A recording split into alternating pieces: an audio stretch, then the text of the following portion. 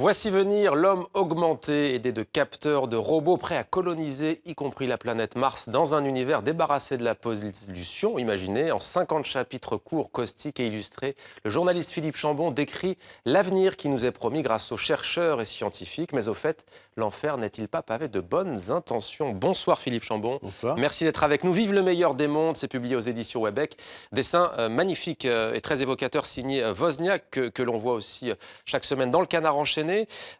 En lisant votre livre, on navigue dans l'univers des innovations dans tous les domaines. Il y a la vie quotidienne, il y a la médecine, les sciences, l'espace. Ce qui frappe, c'est qu'au fond, on vit déjà dans ce monde que vous nous décrivez d'une certaine manière. Oui, il n'y a rien dans cette compilation, disons, qui soit à venir. Enfin, toutes les choses sont là en germe.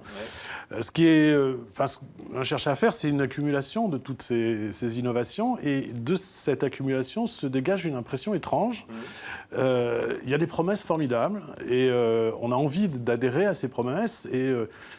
Et puis quand on se met à les regarder de plus près, puis quand on voit leurs conséquences, quand on voit surtout les visions du monde qui sont à l'origine de ces innovations et la volonté qui est derrière, on est un peu effrayé quand même, parce que finalement les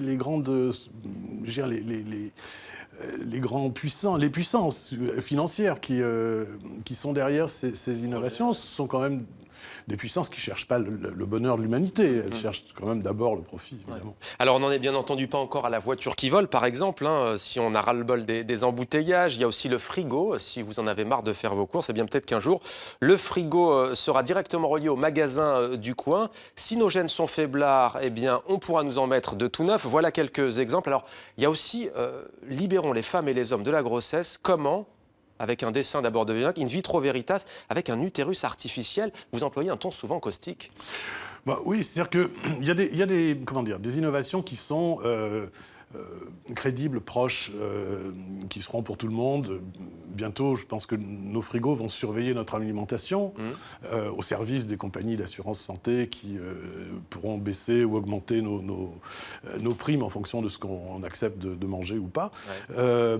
Mais il y a aussi des innovations qui paraissent pas tout à fait immédiates, mais qui sont en même temps des innovations sur lesquelles des gens travaillent de façon très sérieusement. Le futurus artificiel fait vraiment l'objet de travaux approfondis. On n'en est pas là, on n'y est pas encore.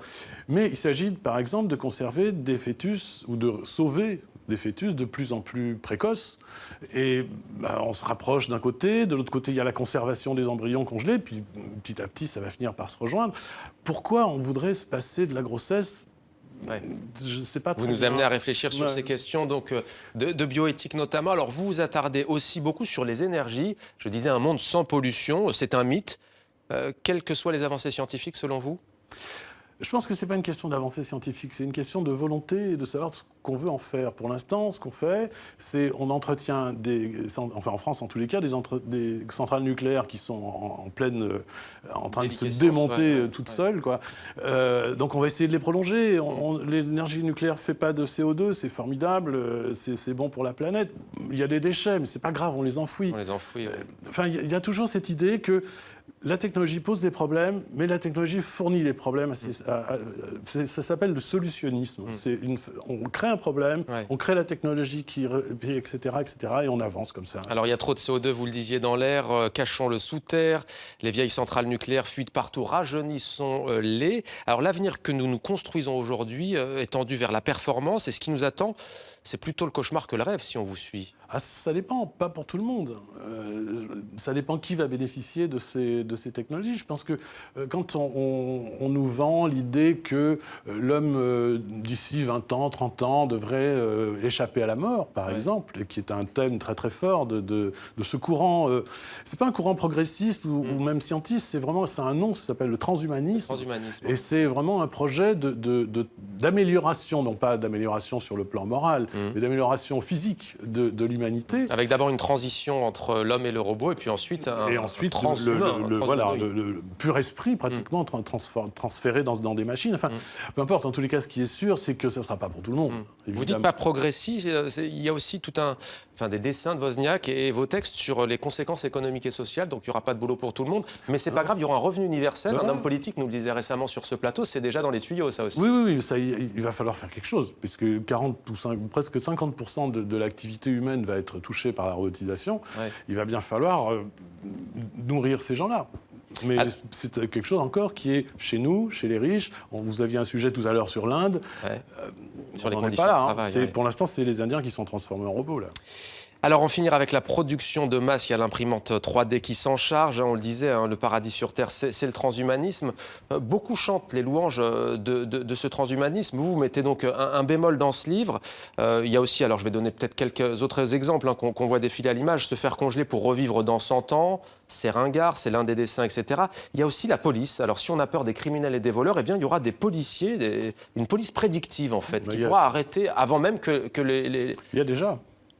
Il y a déjà des logiciels qui permettent de prédire, des algorithmes, d'ailleurs, dont on va parler dans la deuxième partie. Ce sont des formules, disons, qui permettent de prévoir dans quel endroit, à quelle heure, à quel moment. Notamment, aux États-Unis, en Allemagne, en France, c'est en train de se faire. Prévoir dans quel endroit un crime ou un délit important peut être commis. Donc c'est une façon de surveiller. L'essentiel, en fait, c'est que les gens ne soient pas dérangés par tout ça, c'est que tout le monde accepte tout ça. D'ailleurs, il y a une femme, un dessin de Wozniak sur le nucléaire, elle dit « renonçons au nucléaire jamais », et on la voit à l'image, elle a 3 seins. Voilà, donc c'est cette inconscience si elle en tire aussi. un bénéfice, tant mieux pour elle. Mais je veux dire que c'est cette idée du meilleur des mondes. Et je pense que c'est pour ça qu'on a pris ce titre. Dans le livre original d'Aldous Huxley, Le meilleur du monde, les humains sont heureux.